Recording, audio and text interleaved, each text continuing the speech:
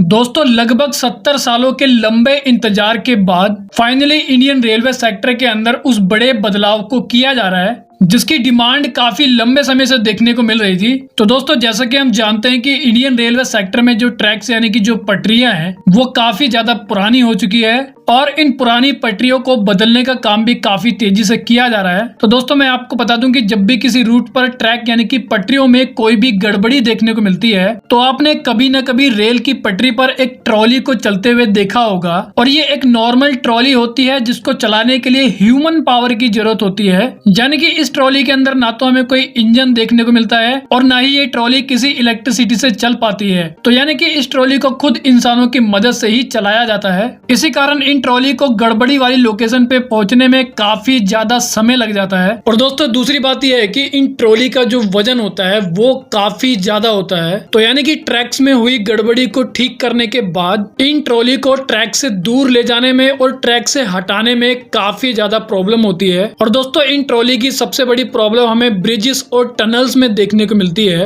Example के लिए दोस्तों अगर किसी टनल यानी कि सुरंग में अगर रेल की पटरियों में कोई भी गड़बड़ी हो जाती है और अगर इस ट्रॉली को वहां पर उस प्रॉब्लम को ठीक करने के लिए भेजा जाता है तो जैसा कि मैंने आपको बताया कि इन ट्रॉली को चलाने के लिए ह्यूमन पावर का इस्तेमाल किया जाता है। इसी कारण दोस्तों प्रॉब्लम को ठीक करने के बाद इस ट्रॉली को टनल यानी कि सुरंग से बाहर निकलने में काफी ज्यादा समय लग जाता है। और अगर ऐसे में टनल में अगर कोई भी ट्रेन आ जाती है तो हमें काफी बड़ा एक्सीडेंट भी देखने को मिल सकता है। लेकिन दोस्तों अब आपको जानकारी ये काफी ज्यादा अच्छा लगेगा कि अब फाइनली इंडियन रेलवेज के द्वारा इन पुरानी ट्रॉलीज को बंद करने का फैसला ले लिया है और अब आपको इंडियन रेलवे में काफी ज्यादा मॉडर्न और advance self propelled ultrasonic rail testing car machines देखने को मिलेगी। बेसिकली दोस्तों अभी के लिए इंडियन रेलवे के द्वारा 19 ऐसी मशीन्स को खरीदा जा रहा है जो इंडियन रेलवे के ट्रैक्स को मेंटेन और गड़बड़ी को ठीक करने का काम करेगी। और दोस्तों मैं आपको बता दूं कि जो ये मशीन्स होगी अब इनको चलाने के लिए ह्यूमन पावर की जरूरत नहीं पड़ेगी क्योंकि इन मशीन्स की सबसे अच्छी बात है कि इन सभी मशीन्स को 40 किलोमीटर पर आवर की रफ्तार से रेलवे ट्रैक पर दौड़ाया जा सकता है। और दोस्तों इन 19 मशीन्स को इंडियन रेलवे को प्रोवाइड करने के लिए अब 2 कंपनीज आगे आ चुकी है जिनका नाम है रेल टेक्नोलॉजी इंटरनेशनल इंडिया